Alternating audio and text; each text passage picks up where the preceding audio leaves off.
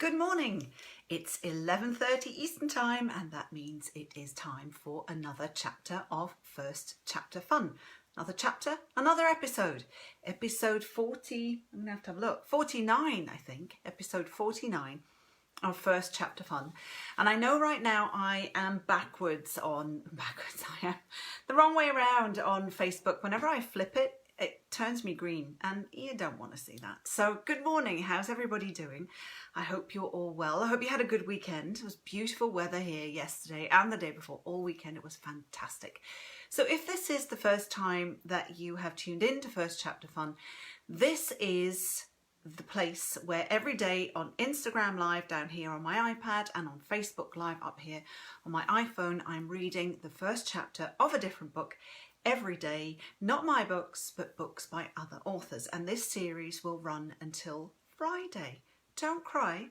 Don't cry if you're regulars. Don't worry, because on Friday you're going to have to tune in for stuff, a special guest and a special announcement. So don't leave me hanging. Make sure you tune in on Friday. But it's Monday, so I hope no one has Monday blues. If you do, don't worry, I'm going to help you out. So today I'm going to read from Jill Orr's book, but before I do that, I haven't mentioned this for a while and I'm probably going to jinx it now, but Facebook in particular sometimes boots me out in the middle of the broadcast, you know, to keep me on my toes and just for fun.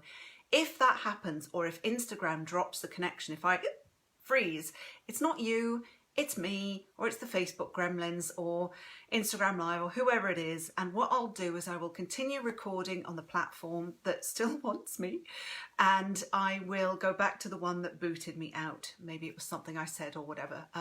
Hopefully not. But if the connection does drop, don't worry, go get yourself a cup of coffee or a tea or lunch or whatever and come back, because I'll start the broadcast again. But fingers crossed. It hasn't done it for about a week, and my app is always up to date. That's one of the keys apparently. But now I've said it might boot me out. It probably will. Somebody's listening. Anyway, how's everyone doing? How was your weekend? Let's go back to that. That's more important.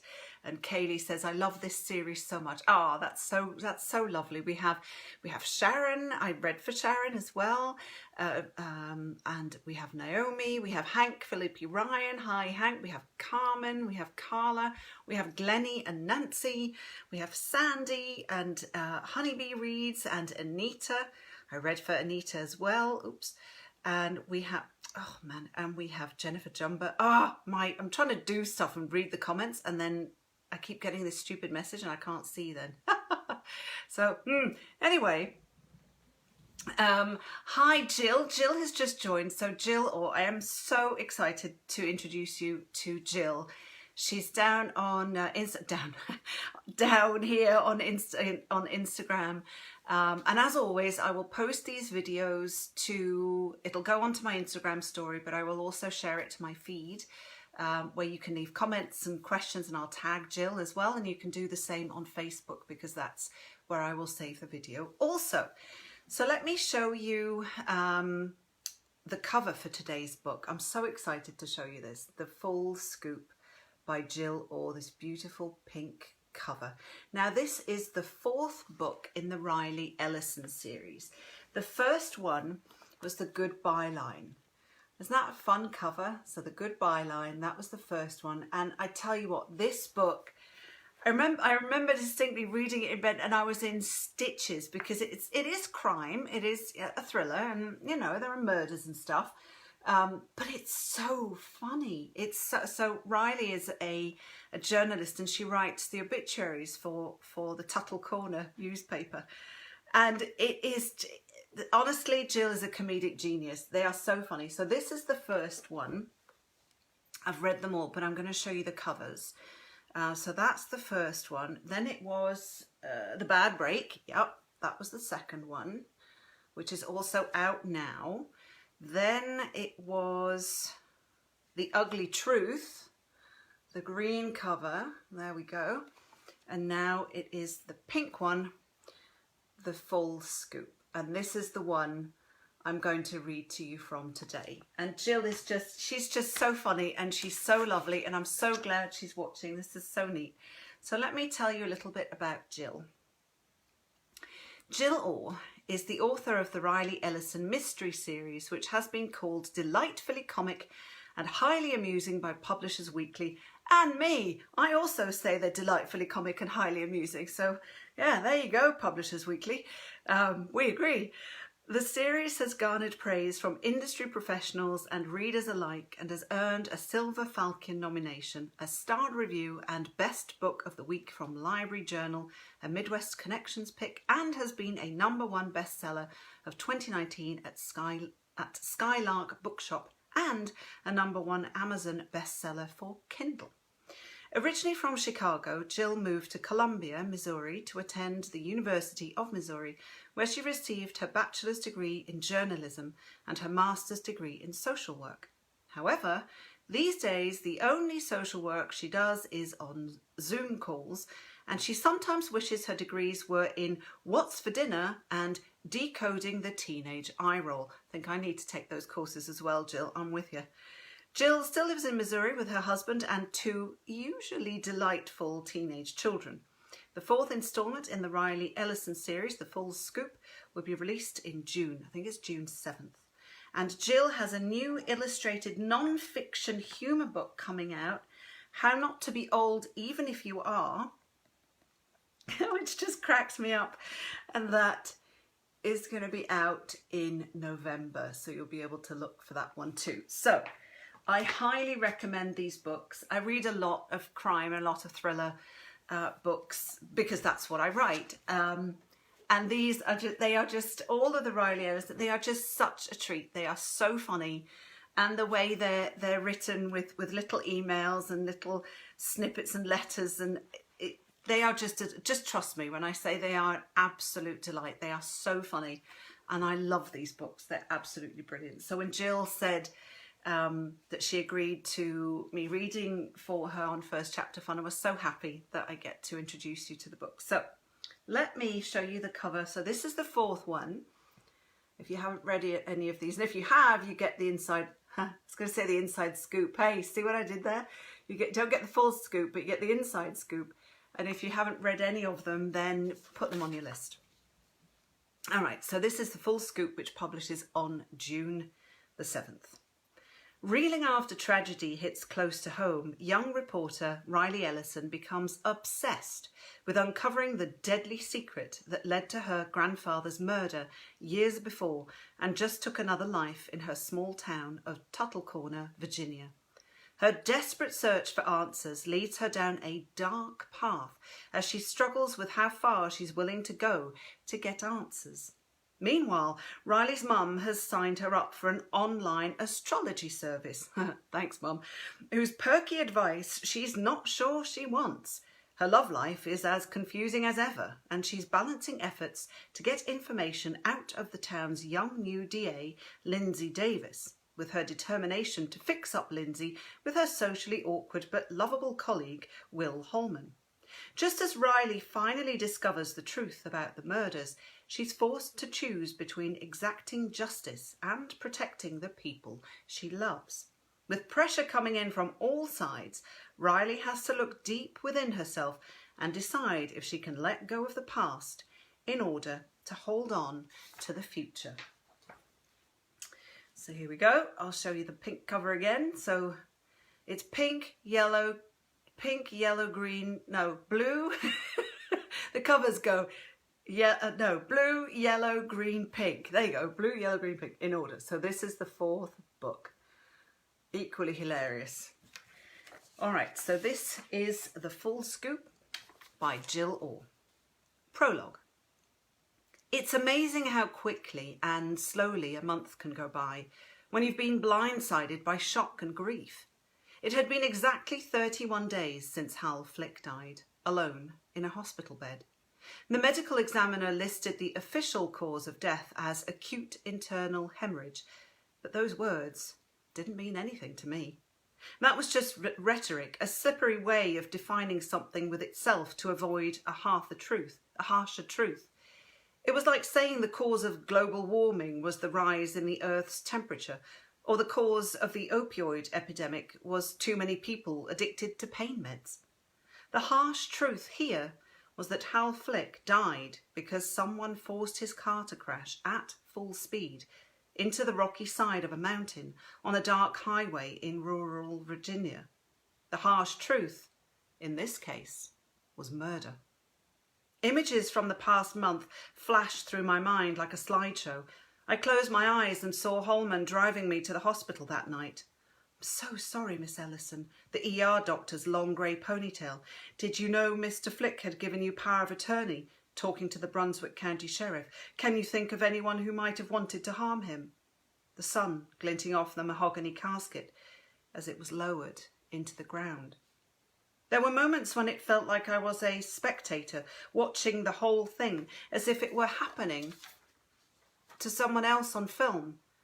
And then there were moments when I felt Flick's loss so sharply I thought I might suffocate under the weight of it. Most of the time, though, I was somewhere in between, just trying to get from one moment to the next without feeling anything at all. Another harsh truth was that when someone dies, the world does not stop turning. There are certain responsibilities that must be dealt with, even when all you want to do is sleep or cry or shake your fist and vow revenge.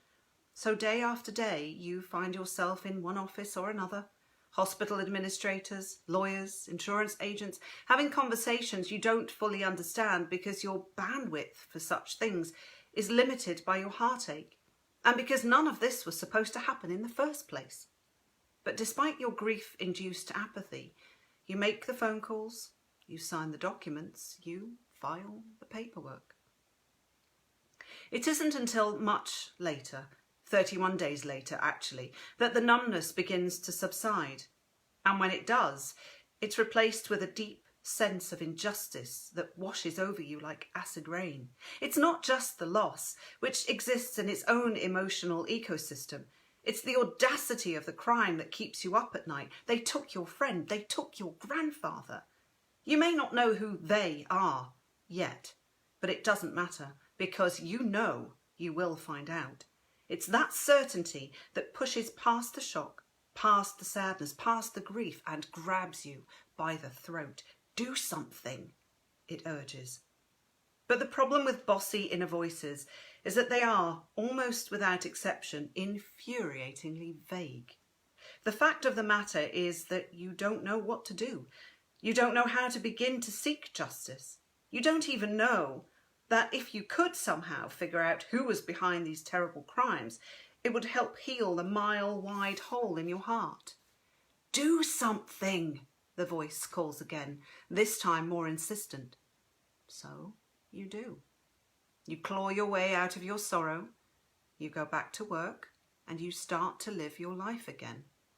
Everyone says that's what Flick and Grandad would have wanted, but you know that they'd also want justice. And so, to the outside world, you look like a woman moving on. But on the inside, you're making plans. You will not only find out who did this and why, you will make them pay. Voicemail transcript. Jeannie Ellison to Riley Ellison, Sunday, December 26th, 4:43 p.m. Hi, honey, it's Mom. I'm calling because I've been a little worried about you lately. The other day when you were going on about making people pay and hunting people down and whatnot, well, to be honest, it was a little disturbing. I mean, I know you've been sad. We've all been sad ever since, you know, but you're young and you have your whole life ahead of you. You should be focusing on your future. So, in the spirit of focusing on the future, surprise! I signed you up for one of those astrology websites. I got the idea from Sheila Nixon. Do you remember Mrs. Nixon? Her daughter Lilith was a year ahead of you in school. Anyway, Sheila told me that Lilith told her that all the kids are super into astrology these days. Lilith lives in West Hollywood and has a tattoo of a lotus flower, so I feel like she would know. Anyway, it seems like the perfect little pick-me-up to learn about all the wonderful things that the universe has in store for you. I hope you don't mind that I shared your email address and birth date, place and time with them. I'm sure it's super safe. Okay, sweetie, that's it for now. Sorry this message is so long. I'm surprised it hasn't cut me off yet. Seems like these machines are forever hanging up on... Chapter 1. I sat at my desk in the newsroom pretending to look busy again. Kay Jackson, my editor at the Tuttle Times, had been enormously understanding about my level of distraction in the months since Flick's death, but I knew her understanding had its limits. I wasn't the only one grieving. Flick had been a member of the Times family, and we all felt his loss, Kay included. Besides, practically speaking, we were a small staff, and with Flick gone, we were down one. I'd taken an entire week off when Flick died and had been coming in to the newsroom since then to do just the bare minimum, editing, fact-checking, updating stories, things that didn't require much from me. The rest of the team had taken over the beats I normally covered to give me the time and space to work on Flick's obituary. It was their way of honouring him and his contributions to our newsroom. But now that the funeral had passed, the obit had run and Christmas had come and gone, it felt like some unseen line of demarcation had been crossed, and I was expected to become a fully functioning member of society again, or, at the very least, a fully functioning member of the press. "Knock, knock," I said as I hovered at the threshold to Kay's office. "Come in," she said, without looking up. Kay was always doing the jobs of at least 3 people, and this necessitated her dropping all extraneous pleasantries like greetings and eye contact. I sat in the chair opposite her desk. I think I'm ready to take back my usual workload." Kay put down her blue editing pencil and looked up at me. She lowered her chin. "You sure?" I nodded. "Good." She paused and then added, "Where are you with the other stuff?"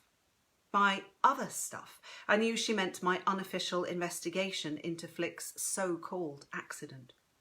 "I'm still in touch with Sheriff Clark, but he says there's not much more he can do at the moment. The case is still open, and he acknowledges that this doesn't feel like an accident to him. But without any witnesses or cameras in the area, he says they've hit a brick wall. I've got a call into a guy at the Department of Transportation who used to be on a forensic crash investigative team in Maryland. I'm hoping to pick his brain about what happens with bigger budgets do. I'm hoping to pick his brain about what places with bigger budgets do in these situations." Flick had the misfortune to be murdered in one of the poorest counties in Virginia, which made finding his killer that much harder. "Good thinking," Kay said. The connection to the guy in the DOT was tenuous at best. A friend of my ex-boyfriend, Jay, who also worked for the government. I'd left Hank Juergensmeyer a rambling message reintroducing myself and asked if he might give me some insight into how he would have handled a case like this back in the day. I was waiting for him to call back. Kay tapped the blunt end of her pencil on her desk. "And the file?" Before his death, Flick had entrusted Kay with a tattered, brittle manila folder held together by rubber bands and tenacity. He instructed her to give it to me in the event something happened to him. She gave it to me the night of the crash. "Safe and sound." "Do you want to tell me where?" I shook my head. The file contained notes about what Flick was working on, presumably what got him killed. I figured the fewer people who knew the whereabouts of that file, the better. "You sure?" I knew Kay well enough to know this wasn't a challenge. It was a genuine offer to help. I smiled. "Yes." "Okay then," she said, looking back down at the proof sheet she'd been working on when I walked in.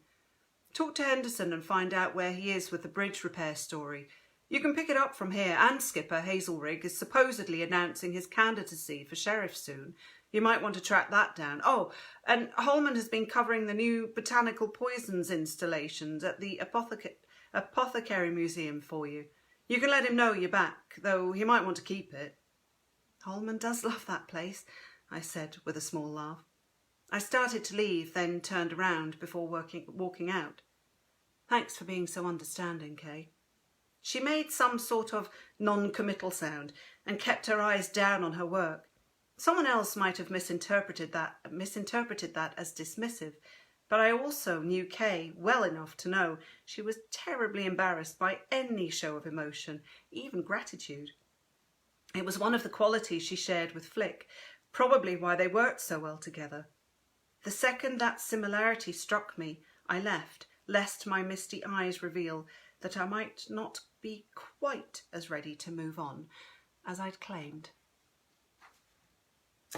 That was the prologue and then that hilarious mum email and the first chapter of The Full Scoop by Jill Orr, book 4 in the series. Book 1 is Blue, the goodbye line. I'm going to show you all of these again. Let me just flick back to where they are. The Bad Break is the second one, Yellow. Then we have Green, The Ugly Truth, voila. And then we have the pink one, The Full Scoop. So you could actually read all 3 books now and then get this one on June the 7th. I would. All right, so that was The Full Scoop by Jill Orr. I hope you enjoyed that chapter and the prologue and the email. And the books are actually they're just so funny. They're filled with these little obituaries as well, I believe, in the first one, if I remember rightly, and emails, and they're just hilarious. She's just absolutely brilliant. I love Jill so much. She knows this. She's great. All right, so let me see what I'm going to read for you tomorrow. Now I need to flick back. I have 3 devices going on, and sometimes I lose my mind about which one I'm supposed to pick up. So tomorrow we have Evening in the Yellow Wood by Laura Kemp. If I turn that, you can see that it's, if I do that, it's not yellow. If I do that, it is. Look at that. Evening in the Yellow Wood. That is tomorrow's book. I'm very excited about this one too. So that will be, as always, at 11:30 a.m. here on Instagram Live and up here on Facebook Live. So I hope you'll be able to join me then. And don't forget, on Friday, so some people have asked when I would read from my book. Well, Sister Dear will be read from on Friday, but there will also be a special guest and a special announcement. So I'm going to plug this like crazy. You're going to be sick of it. You're going to by Thursday you'll be saying, yeah, we know, Hannah, shut up, we know. Tomorrow, yeah. So Friday 11:30. But before then, we still have Tuesday, Wednesday, and Thursday first chapter fun at 11:30 right here. So I hope you'll be able to tune in again.